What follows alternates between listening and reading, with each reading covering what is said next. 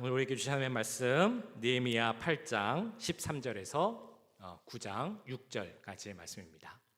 느헤미야 8장 13절에서 9장 6절까지의 말씀. 구약성경 738페이지에 있습니다. 느헤미야 8장 13절에서 9장 6절까지의 말씀. 우리 말씀을 한 절씩 교독하겠습니다. 하나님의 말씀을 교독할 때 살아계신 하나님의 음성을 들으시기 바랍니다.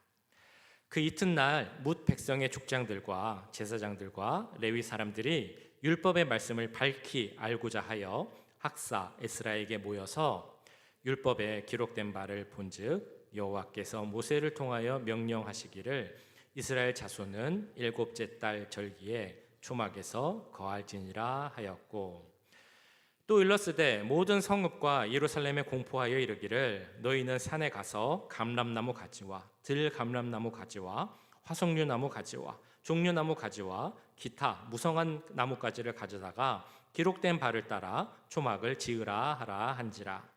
백성이 이에 나가서 나무가지를 가져다가 혹은 지붕 위에 혹은 뜰 안에 혹은 하나님의 전뜰에 혹은 숨은 광장에 혹은 에브라임 문 광장에 초막을 짓되, 사로잡혔다가 돌아온 회중이 다 초막을 짓고 그 안에서 거하니 눈의 아들 여호수아 때로부터 그날까지 이스라엘 자손이 이같이 행한 일이 없었으므로 이에 크게 기뻐하며 에스라는 첫날부터 끝날까지 날마다 하나님의 율법책을 낭독하고 무리가 이레 동안 절기를 지키고 여덟째 날에 규례를 따라 성회를 열었느니라. 그달 29날에 이스라엘 자손이 다 모여 금식하며 굵은 베옷을 입고 티끌을 무릅쓰며 모든 이방 사람들과 절교하고 서서 자기의 죄와 조상들의 허물을 자복하고, 이날에 나 4분의 1은 그 자리에 서서 그들의 하나님 여호와의 율법책을 낭독하고 나 4분의 1은 죄를 자복하며 그들의 하나님 여호와께 경배하는데, 레위 사람 예수아와 바니와 감미엘과 스바냐와 분니와 세레바와 바니와 그나니는 단에 올라서서 큰 소리로 그들의 하나님 여호와께 부르짖고, 또 레위 사람 예수아와 감미엘과 바니와 하삼니아와 세레바와 호디아와 스바냐와 부다히아는 이르기를 너희 무리는 마땅히 일어나 영원부터 영원까지 계신 너희 하나님 여호와를 송축할지어다. 주여, 주의 영원한 이름을 송축하올 것은 주의 이름이 존귀하여 모든 송축이나 찬양에서 뛰어남이니이다. 오직 주는 여호와시라. 하늘과 하늘들의 하늘과 1월 성신과 땅과 땅 위의 만물과 바다와 그 가운데 모든 것을 지으시고 다 보존하시오니 모든 천군이 주께 경배하나이다. 아멘. 네. 예전에 그 유명했던 영화 중에 하나, 제가 참 좋아했던 영화 중에 그 백투더퓨처라는 영화가 있었습니다. 혹시 알고 계십니까? 백투더퓨처. 제가 중고등학생 때 나왔던 영화로 기억이 됩니다. 지금으로 말하면 이제 타임슬립이라고 하죠. 타임머신을 타고 그 시간 여행을 하는 그런 내용의 영화가 백투더퓨처였습니다. 여기 주인공이 마이클 제이 폭스라는 그 배우였는데요. 그 당시 이 배우가 왜 이렇게 멋있게 생각이 됐는지 제가 너무 좋아하는 배우였습니다. 마이클 제이 폭스. 책받침 같은 것도 만들어서 갖고 다니고 그랬습니다. 그 당시에는 너무 멋있고 지금 말로 힙하다라고 생각을 했던 것 같습니다. 근데 지금 생각해 보면 그렇게 좋아할 이유 없는 것 같은데 그 당시는 참 좋아했던 그런 배우였습니다. 얼마 전에 이런 비슷한 내용, 타임슬립, 시간 여행을 하는 그 드라마가 한국에서 유행한 적이 있었습니다. 어떤 내용이었냐면 그 어떤 재벌집에서, 재벌 회사에서 일하는 사람이 있었는데 그 사람이 누군가에게 죽임을 당합니다. 깨어보니까 과거로 돌아가서 그 재벌집의 막내 손자로 태어나게 된 것입니다. 그런데 그 기억을 다 갖고 과거로 돌아갔습니다. 그러니까 그 미래에 무슨 일이 생길지를 다 알고 있는 겁니다. 어떤 회사의 주식이 잘 될지, 어떤 회사가 망할지, 어떤 지역의 땅값이 많이 오를지, 어떤 건물이 좋아질지, 아니면 어떤 투표 결과가 나올지, 어떤 영화가 유행할지, 이런 미래에서 일어날 모든 일을 다 알고 그래서 그 사람이 어떻게 하는가, 이런 내용을 다룬 것이 그 드라마의 내용이었습니다. 사실 그 드라마 내용 자체는 우리 기독교의 정서하고는 맞지는 않습니다만, 그럼에도 이제 그 드라마가 화제가 되었던 이유는 아마도 우리가 많은 분들이 궁금해하는 것, 만약에 내가 앞으로 일어날 일들을 다 안다면 무슨 일이 생길까라는 그 궁금증, 이 상상력을 채워줬기 때문에 아마 그 드라마가 화제가 된 것이 아닐까 생각을 해봅니다. 만약에 우리가 앞으로 일어날 일, 내일 나에게 일어날 일을 안다면 어떨까요? 어떨 것 같으십니까? 내가 앞으로 일어날 일을 다 안다면 그것은 마냥 좋기만 할까? 뭐 이런 생각도 들기도 합니다. 근데 그런 일은 실제 우리에게는 일어날 수 없죠. 앞으로의 일을 알 수는 없습니다. 다만 내가 지나온 과거의 일만 알 뿐입니다. 그래서 우리가 하는 말 중에 많이 하는 말이 있습니다. 조금 후회 섞인 그런 말이죠. 만약에 내가 그때 이렇게 결정했더라면 더 좋지 않았을까? 혹은 만약에 내가 그때 저렇게 했다면 어떤 결과가 나왔을까? 만약에, 이런 말을 우리가 많이 합니다. 과거를 돌아보면서 하는 그런 말입니다. 자, 그런데 그거 알고 계십니까? 제가 지금 이 말씀을 드리는 지금 이 순간, 우리가 현재라고 부르는 이 순간이지만 지금 이 순간도 이제 곧 얼마 지나지 않아서 과거가 된다는 것입니다. 이제 다가올 그 언젠가 미래의 그 순간에 그날, 그 시간에 내가 이렇게 하면 더 좋지 않았을까? 그렇게 했으면 어떤 일이 생겼을까라고 후회할 수 있는 그 과거가 지금 바로 이 순간이 될 수 있다는 것입니다. 특별히 신앙의 삶, 신앙의 모습을 생각해 보면 더 그렇습니다. 우리가 신앙생활 잘하고 신앙을 성장하는데 그렇게 하지 못하도록 유혹하는 것들이 참 많이 있습니다. 그런데 요새 우리를 신앙 성장 못하도록 유혹하는 것 중에 하나, 가장 큰 것이 뭐냐면 바로 다음에 혹은 나중으로 미루라라는 그런 유혹입니다. 다음에 해, 나중에 해, 시간이 되면, 여건이 되면, 언젠가 그때 내가 모든 것이 좋아지면 그때는 좀 제대로 신앙생활 해보고 그때는 말씀도 읽고 말씀도 순종해야지 라는 것이 우리의 신앙의 성장을 막는 가장 큰 유혹입니다. 잘 아시는 것처럼 그렇지만 나중은 없습니다. 그 언젠가는 사실 잘 오지 않습니다. 그때는 이미 늦은 때가 되는 것이죠. 그렇기 때문에 우리에게 중요한 것은 나중은 없다라는 것을 기억하면서 중요한 것은 지금이다. 내가 깨닫는 바로 이때, 언젠가가 아니라 바로 지금 그 말씀을 듣고 깨닫고 순종하고 행하는 것이 중요하다. 이것을 기억하는 것이 너무나 중요하다는 것입니다. 지난주 말씀 기억나십니까? 우리 느헤미야 8장 앞부분에 보셨던 말씀입니다. 그 이스라엘 백성들이 수문앞 광장에 모여서 그 학사 에스라가 읽어주는 성경을 들었습니다. 성경을 듣고 은혜를 체험했습니다. 얼마나 좋았든지 막 그 말씀을 계속 듣고자 했습니다. 듣고 깨달은 바가 있어서 회개하고 울기도 했습니다. 그리고 회개의 은혜 가운데 주시는 하나님의 회복의 은혜가 또 있었기 때문에 그들은 기뻐하고 즐거워했습니다.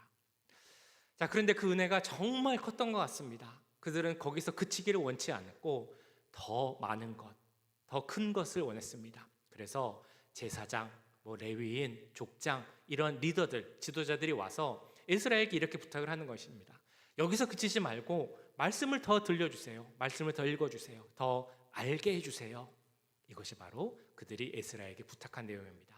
오늘 말씀에 이렇게 나옵니다.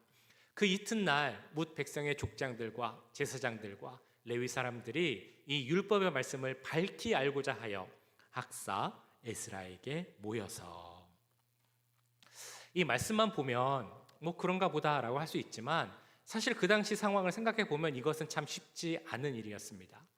왜냐하면 그들은 포로 생활에서 돌아온 자들이기 때문입니다. 포로 생활에서 돌아왔다라는 것은 이제 그들이 살 수 있는 집, 터전을 만들어야 한다는 그런 의미입니다. 매일매일 먹고 살아야 하는 문제가 당장 눈앞에 있는 문제이기 때문에 생계를 위해 일해야 한다라는 것입니다. 자, 그런데 그들은 이제 그렇게 일해야 하는 상황에서 하나님이 주신 일, 그 성벽을 재건하는 일 때문에 52일, 거의 한 2달 동안은 자기를 돌아보지 못했습니다. 자기의 삶을 돌보지 못하고 성벽 재건을 위해서 그 개인의 삶을 포기한 사람들이었습니다. 그렇기 때문에 이제 성벽 재건이 끝났으면 자기의 삶의 터전으로 돌아가서 그 본인의 삶을 돌아보는 것이 필요했습니다. 이제 내가 말씀 듣는 건 그만하고 제가 우리 가족을 위해서, 먹고 사는 문제를 위해서 제가 좀 그 일을 하겠습니다 라고 해도 그렇게 문제되는 것은 아니었다라는 것입니다. 그럼에도 그들은 지금 하나님의 말씀을 더 듣겠다, 그 말씀을 더 경청하고자 한다라고 그런 마음으로 에스라 앞에 나온 것입니다. 그러니까 그들은 시간이 많아서 주님 앞에 나온 것이 아니라는 것입니다. 할 일이 없어서 주님 앞에, 에스라 앞에 말씀 듣겠다고 나온 것이 아닙니다. 너무 바쁘지만, 할 일이 많지만, 해야 할 일이 많음에도 불구하고 그들은 하나님 말씀을 사모하며 그 에스라 앞에, 하나님 앞에 나온 것입니다. 이 말씀은 사실 우리에게도 그대로 적용되어야 합니다. 하나님 말씀을 사모해야 한다는 것입니다. 예배를 사모해야 합니다. 기도하는 것을 사모해야 하고 찬양하는 것을 사모해야 합니다. 우리 성도가 함께 모여서 교제하는 것도 사모해야 합니다. 우리도 사실 바쁩니다. 할 일이 참 많습니다. 그래서 내가 해야 할 일이 너무 많으니까 이거 먼저 하고 그 다음에 하나님께 나오는 일을 하겠습니다 라고 할 수도 있습니다.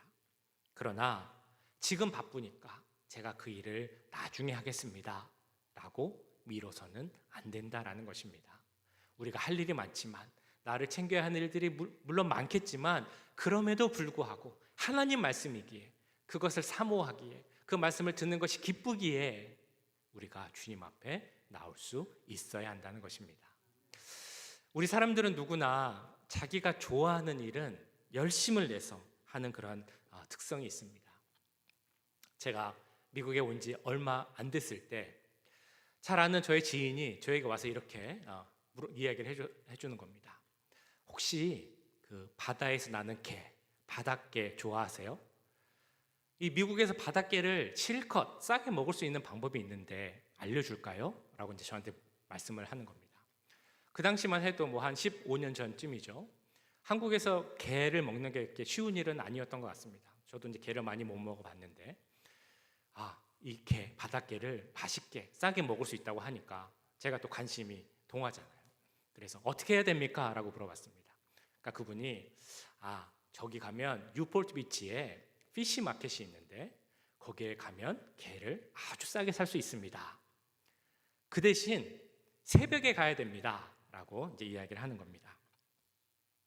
제가 어떻게 했을까요? 그 얘기를 듣고 당연히 갔겠죠. 새벽에 갔습니다. 잘 아시는 것처럼 게는 이제 주로 겨울에 나옵니다. 그래서 아마 1월 달쯤이었던 것 같습니다. 그 1월 달 어느 주말 새벽에 제가 게를 사기 위해서 그 새벽 어둠을 뚫고 갔습니다. 갔더니 사람들이 많더라고요. 줄을 이렇게 서 있었습니다. 그래서 줄에 서서 기다렸습니다. 근데 1월에 새벽 그 바닷가 바람이 얼마나 찹니까? 그 바람을 맞으면서 이렇게 줄을 서서 있다 보니까 제 마음속에 이런 생각이 드는 겁니다. 아니, 내가 무슨 영화를 보겠다고, 이 게를 얼마나 맛있게 많이 먹겠다고 이 추운데 여기서 내가 이렇게 벌벌 떨면서 서서 기다리고 있는가, 그런 생각이 들었습니다. 근데 그 게를 사면서 이제 돌아오면서 어떤 장면을 보고 비슷한 생각을 한 게 있습니다. 뭐 지금도 이제 바닷가에 가면 많이 볼 수 있는 장면인데요. 바닷가에 가면, 새벽에 가면 서핑을 하기 위해서 오는 분들이 참 많이 있습니다. 그분들도 새벽같이 나옵니다. 계절 상관없이 1월이든 2월이든 항상 새벽에 나와서 서핑을 합니다. 제 마음속에 이런 생각이 든 거죠. 저는 서핑을 잘 모르고 그 재미를 잘 모르니까, 아니 저 사람들은 저게 얼마나 재밌다고 이 추운데 새벽부터 나와서 저 서핑을 하고 있는가, 그런 생각이 마음 한편에 들었는데, 또 한편으로 이런 생각이 듭니다. 나도 그 게를 좀 먹겠다고 그 새벽에 추운데 나가서 줄 서서 기다리고 있었는데, 그렇게 생각해 보면 저 서핑하는 분들의 마음을 이해 못할 바도 아니다, 그런 생각이 들었습니다. 아마 여기 계신 분들도 혹시 그런 취미가 있으신지 모르겠습니다. 좋아하는 것, 남들이 이해하지 못하지만 왜 저렇게까지 할까라고 할지 모르지만 내가 정말 좋아해서 열심을 내서 힘들지만 하는 그런 취미 혹은 활동이 있으신지 모르겠습니다. 그 내용, 질문을 우리 신앙생활에 한번 적용해 보도록 하겠습니다. 신앙생활에 있어서는 어떠십니까? 내가 열심을 내서 즐겁게 할 수 있는 그런 신앙생활의 모습이 있으십니까? 제가 지난주부터 우리 성경을 3장씩 읽어보자 라고 말씀을 드렸습니다. 어떤 분들에게는 쉽진 않지만 그래도 이 정도는 내가 할 수 있어 라고 하는, 교회에서 하니까, 목사님이 하자고 하니까 이 정도는 내가 할 수 있어 라고 생각하시는 분도 있으실 것입니다. 어떤 분들은 큰 부담은 안 돼, 그렇지만 좀 억지로 해야 돼 라고 생각하실 수도 있습니다. 또 다른 분들은 이거 너무 좋다, 너무 감사하다, 기쁨으로 하시는 분도 있으실 겁니다. 그래서 저는 그런 거를 말씀드릴 때 항상 이렇게 기도를 합니다. 이 하나님 말씀을 읽고 대하는 것을 정말 좋아해서 정말 기쁨으로 하시는 우리 성도들이 되면 좋겠다라는 그런 기도입니다. 우리가 개를 사러 갈 때도, 서핑하러 갈 때도 억지로 하는 것이 아니라 정말 기뻐서 하잖아요. 그것처럼 말씀을 찾고 말씀을 듣고 읽는 것도 내가 정말 좋아서 기쁨으로 할 수 있는 그런 일이 되면 좋겠다, 그렇게 기도한다는 것입니다. 말씀이 그렇게 다가올 수 있으시겠습니까? 말씀이 그렇게 기쁨으로 다가올 수 있으면 그 말씀을 읽는 것, 말씀을 듣는 것 어려운 일이 아닙니다. 더 나아가서 그 말씀의 내용을 순종하고 우리 삶에 적용시키는 것도 전혀 어려운 일이 아니게 됩니다. 기쁨으로, 감사함으로 할 수 있는 그런 일이 되게 되는 것입니다. 오늘 이스라엘 백성들이 그랬습니다. 그들 가운데 말씀이 들어오고 그 말씀이 역사하고 그 말씀이 기쁨이 되니까 그 말씀을 순종하는 것이 전혀 어려운 일이 아니었다라는 것입니다. 그들이 순종한 첫 번째 하나님의 말씀이 무엇이었겠습니까? 그것은 바로 초막절을 지키라, 절기를 지키라 라는 그 말씀입니다. 14절 15절에 이렇게 나옵니다. 율법에 기록된 바를 본즉 여호와께서 모세를 통하여 명령하시기를 이스라엘 자손은 일곱째 달 절기에 초막에서 거할지니라 하였고, 또 일렀으되 모든 성읍과 예루살렘에 공포하여 이르기를 너희는 산에 가서 감람나무 가지와 들감람나무 가지와 화석류 나무 가지와 종려나무 가지와 기타 무성한 나무 가지를 가져다가 기록한 바를 따라 초막을 지으라 하라 한지라. 지난주에 말씀드렸지만 이스라엘에는 3대 절기가 있었습니다. 그 중에 하나가 바로 이 초막절입니다. 7월 달에 절기가 많이 있다라고 말씀드렸는데요, 그 중에 하나가 바로 이 초막절입니다. 초막절은 예루살렘 그 이스라엘 백성들이 애굽에서 나온 후에 그 광야를 40년 동안 지날 때 언제나 함께 하시고 그들을 지켜주셨던 하나님의 은혜를 기억하기 위하여서 제정된 그런 절기입니다. 이 절기가 되면, 초막절이 되면, 초막절은 7월 15일입니다. 그래서 7월 15일부터 초막을 짓고 일주일 동안 그 안에서 거하면서 그 조상들이 했던 그 초막에서 자면서 느꼈을 그런 하나님의 은혜, 그런 것들을 체험하고 조상들의 모습들, 신앙 여정을 경험하는 것이 이 초막절의 의미입니다. 자, 그런데 너무나 아름다운 절기이지만 오늘 말씀에 나온 것처럼 이스라엘 백성들은 이 절기를 여호수아 시대 이후로는 지키지 못했다라고 나오고 있습니다. 그런데 이 백성들, 오늘 말씀을 듣는 백성들이 어떻게 한 것입니까? 너희가 초막절을 지켜야 한다라는 말씀을 듣고 그 말씀을 들은 즉시로 순종하면서 내가 이 초막절을 지키겠습니다 라고 결정을 한 것입니다. 초막절을 지키라 했지만 우리 조상들이 지키지 못한 데는 이유가 있을 거야. 그런 이유, 환경, 또 어려움이 있으니까 그냥 우리도 지키지 말고 넘어가자, 이렇게 생각을 할 수도 있었겠지만 그들은 그것이 아니라 그 말씀 그대로 지키겠다, 순종하겠다, 지금이라도 하자라는 결단을 하게 된 것입니다. 하나님 말씀이 들어오니까, 하나님 말씀이 그들 가운데 기쁨이 되니까 그 말씀을 순종하는 것이 어렵지 않았다라는 것입니다. 그래서 백성들은 그 나뭇가지를 가져다가 초막을 지을 수 있는 곳에는 다 초막을 지었습니다. 그리고 그곳에서 일주일 동안 지나면서 하나님의 은혜를 기억하였다라고 말씀이 이렇게 나옵니다. 백성이 위에 나가서 나뭇가지를 가져다가 혹은 지붕 위에 혹은 뜰 안에 혹은 하나님의 전뜰에, 혹은 수문 광장에, 혹은 에브라임 문 광장에 초막을 짓되 사로잡혔다가 돌아온 회중이 다 초막을 짓고 그 안에서 거하니 눈의 아들 여호수아 때로부터 그 날까지 이스라엘 자손이 이같이 행한 일이 없었으므로 이에 크게 기뻐하며. 여호수아 시대 이후로 한 번도 안 하다가 이제 한 것입니다. 시간으로 따지면 거의 1000년이라고 합니다. 하나님께서 절기를 지키라 라고 말씀하셨는데 1000년 동안 그 말씀을 순종하지 못하다가 지금 이제서야 이스라엘 백성들이 그 말씀을 순종하게 된 것입니다. 그런데 그들이 언제 어떻게 말씀을 순종했습니까? 시간이 될 때, 여건이나 환경이 될 때? 그렇지 않습니다. 그런 거에 상관없이 그 말씀을 들은 그 즉시 그들은 말씀을 순종했습니다. 우리도 이런 순종이 있어야 합니다. 말씀을 읽으실 때, 말씀을 들으실 때, 그 말씀이 들어와 우리 가운데 역사할 때가 있습니다. 특별히 마음에 남는 말씀이 있을 때가 있습니다. 어떤 말씀이 내 말씀을 찌르고 내가 깨닫게 하는 그런 말씀이 있습니다. 그리고 이 말씀을 내가 지켜야겠다라는 그런 생각이 들 때가 있습니다. 그때는 어떻게 하겠습니까? 나중에 언젠가 때가 되면 내가 말씀을 순종해 보겠습니다 라고 하는 것이 아니라 그 즉시로 순종하는 것이 중요하다라는 것입니다. 하나님이 그런 말씀, 그런 생각을 나에게 주셨다는 것 자체가 은혜이고 또한 능력입니다. 하나님의 선물입니다. 그렇기에 주저하거나 뒤로 미루는 것이 아니라 오늘 말씀에 나오는 이스라엘 백성들처럼 그 말씀을 즉시로 받아들이고 순종하는 것이 너무나 중요한 것입니다. 그렇게 순종하면 그 순종 가운데 하나님은 기쁨을 허락하십니다. 그렇게 순종하면 하나님은 또 다른 순종을 낳게 하십니다. 순종이 순종을 낳을 때 우리의 삶에는 기쁨과 감사가 넘치게 될 줄 믿습니다.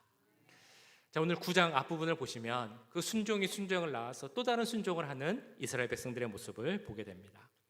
그달 29날에 이스라엘 자손이 다 모여 금식하며 굵은 베옷을 입고 티끌을 무릅쓰며. 자, 9장에 나오는 배경은 이런 상황입니다. 초막절이라는 절기를 지냈습니다. 일주일 동안 지낸다고 했죠. 초막에서 그들이 지은 나무로 지은 그 초막에서 일주일을 지내는 겁니다. 초막 혹은 장막에서 지냈다라는 이야기를 들으면 지금 우리가 하는 어떤 캠핑 그런 분위기였나라는 생각을 하실 수도 있습니다. 그런데 지금 하는 캠핑하고는 완전히 다릅니다. 초막에서 지내는 것은 말 그대로 고생입니다. 너무 힘든 시간이죠. 그 나뭇가지로 이렇게 집을 만드는 것이 얼마나 허름하겠습니까? 거기에 가족들이 다 모여서 일주일을 지내야 됩니다.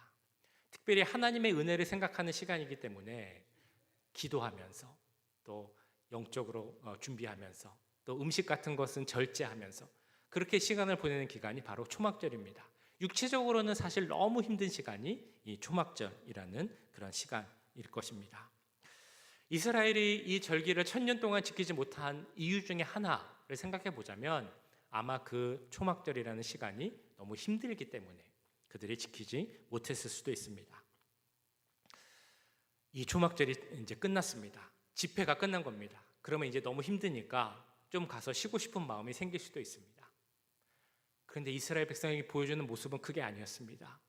하나님을 사랑하는 마음, 말씀을 사랑하는 마음이 너무 크다 보니까 그 열정이 식지 않아서 다시 모인 겁니다. 이틀 만에 다시 모여서 그 수문 광장에서 에스라 앞에서 하나님 앞에서 다시 말씀 듣기를 원하고 기도하기를 원했던 것입니다. 말씀이 그들 가운데 들어가니까 그 말씀에 순종하니까 말씀이 그 가운데 더 크게 역사하는 그 기적이 그들 가운데 나타난 것입니다. 그래서 그들은 하나님 앞에 서서 금식하였습니다. 베옷을 입었습니다. 티끌을 뒤집어 썼습니다.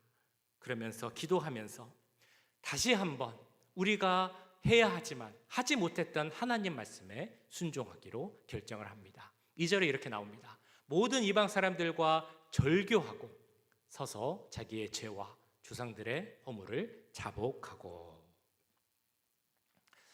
오늘 본문에 나오진 않습니다만 에스라가 그 이스라엘 백성들 앞에서 하나님의 말씀, 율법을 읽어줄 때 많이 반복되어 나온 말씀 중에 하나가 이것이었을 것입니다.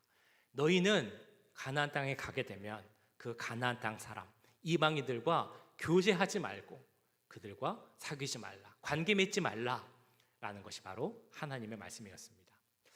왜 가나안 땅 사람, 이방인들과 교제하지 말라라고 했을까요? 그들과 교제하다 보면 자연스럽게 그들이 갖고 있는 문화, 관습 이런 것들을 받아들일 수밖에 없기 때문입니다. 그런 것들을 하나하나 받아들이다 보면 그들이 갖고 있는 나쁜 습관, 악한 풍습도 받아들이게 되고요. 더 나아가서 우상 숭배라는 그 안 좋은 것을 받아들일 수밖에 없기 때문에 하나님은 그들과 교제하지 말라, 관계 맺지 말라라고 말씀을 하셨습니다. 그런데 이스라엘 백성들은 어떻게 했습니까? 그 하나님의 말씀을 순종하지 않았죠. 그들에게 농사 방법을 배운다라는 그 좋은 그 구실을 핑계 삼아서 그들과 관계 맺었습니다. 그러다 보니 그들의 관습을 받아들이게 되었고 그 자녀들을 서로 결혼시켰습니다.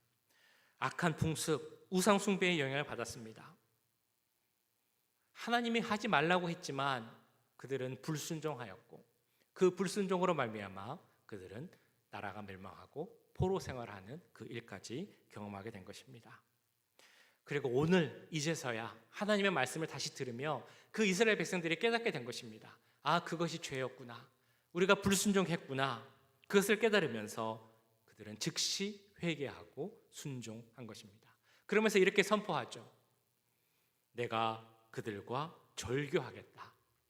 농사를 잘 짓겠다는 변명으로 좋은 게 좋은 거다라는 핑계로 더 이상 그들과 관계하지 않겠다. 교류하지 않겠다. 내가 하나님 말씀에 거하며 하나님 바라보며 죄를 회개하고 그 말씀에만 순종하겠다라고 결단하는 것입니다.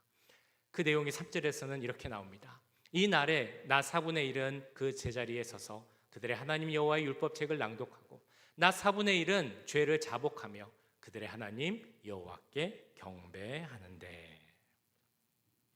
말씀 앞에 서니까, 말씀이 그들 가운데 들어오니까 그들은 이렇게 결단하는 것입니다. 내가 이제 더 이상 세상 가운데 세상의 영향력에 속해 사는 것이 아니라 하나님께 그 말씀에 속해서 이제 살아가겠다.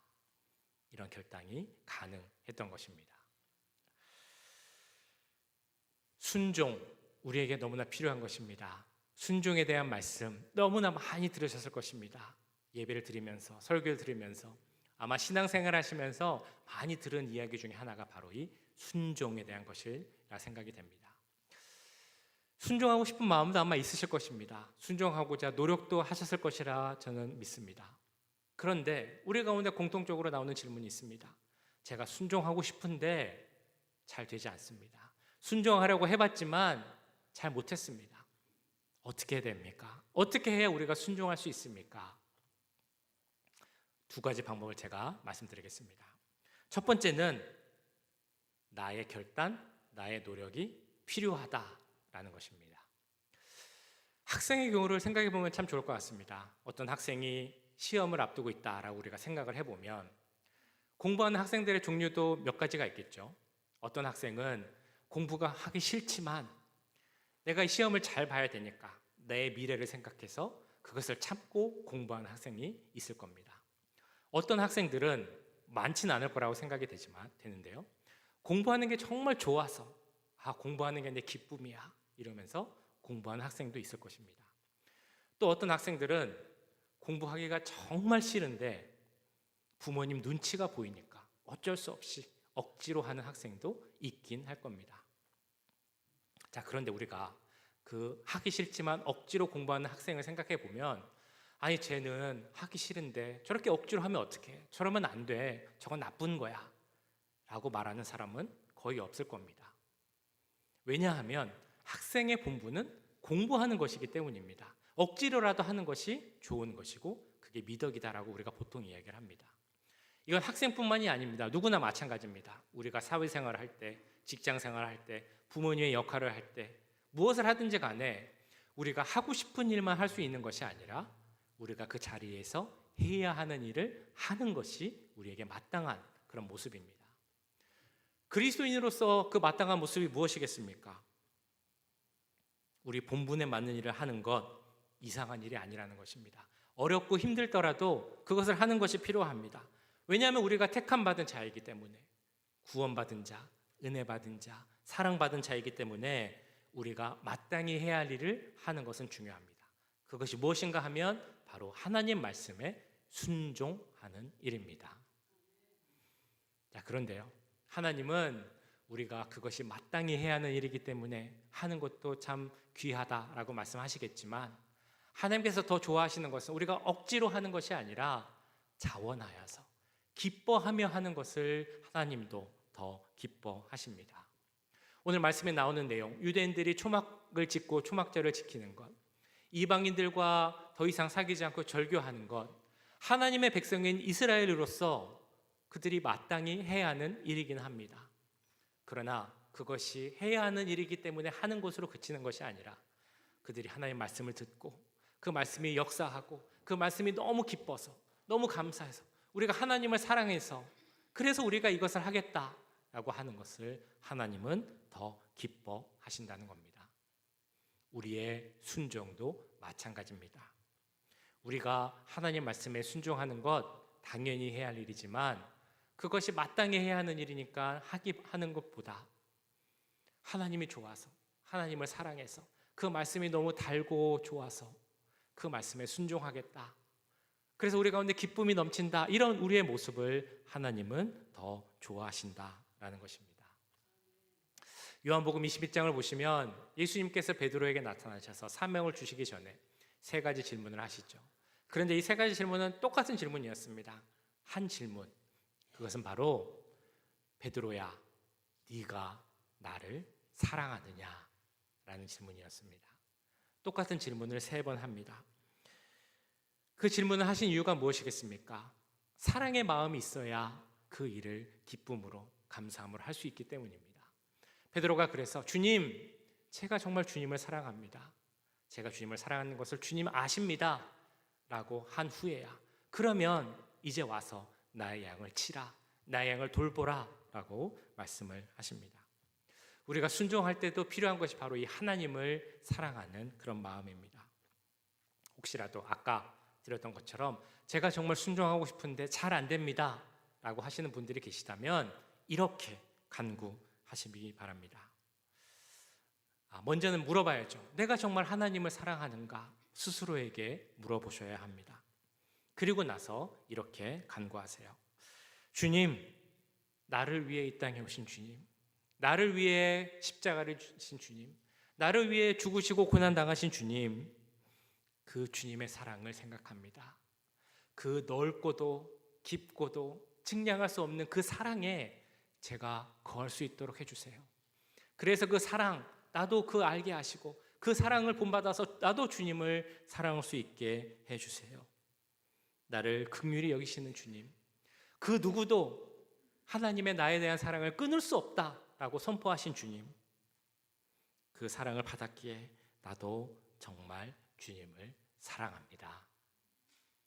이런 귀한 사랑의 고백이 우리 가운데 있기 원합니다. 그런 사랑의 마음이 있을 때 우리 가운데 순종도 자연스럽게 나타나게 될 줄 믿습니다. 하나님을 사랑하는 성도들, 말씀이 들어와 역사하는 성도들에게 이 사랑의 마음, 순종의 마음이 역사하게 될 줄 믿습니다. 순종이 있으면 순종을 낳습니다. 순종이 있으면 우리 삶 가운데 기쁨과 감사가 넘치게 됩니다.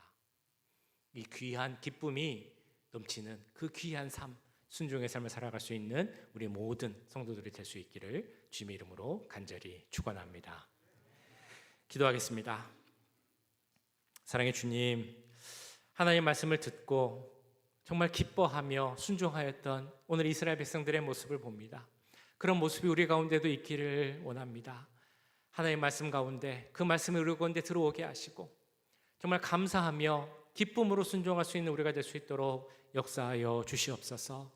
순종하고 싶은데 순종하지 못한 성도들이 있습니다. 그런 삶의 모습들이 있습니다. 그럴 때 우리를 향한 그 크신 사랑, 죽기까지 우리를 사랑하신 그 사랑을 깨닫게 하시고 그 사랑 가운데 거하게 하셔서 나도 주님을 사랑합니다, 말씀을 사랑합니다, 그렇기에 그의 말씀을 순종하겠습니다 라고 결단할 수 있는 우리 모두가 될 수 있도록 인도하여 주시옵소서. 순종할 때 우리에게 큰 기쁨이 있을 줄 믿습니다. 우리 사랑하는 남가주 임마누엘 교회 모든 성도들 가운데 순종할 때 주시는 그 기쁨이 넘치게 하시고 삶 가운데 감사함이 넘칠 수 있도록 축복하여 주시옵소서. 모든 것 감사드리며 우리 구주 예수 그리스도의 이름으로 기도하옵나이다. 아멘.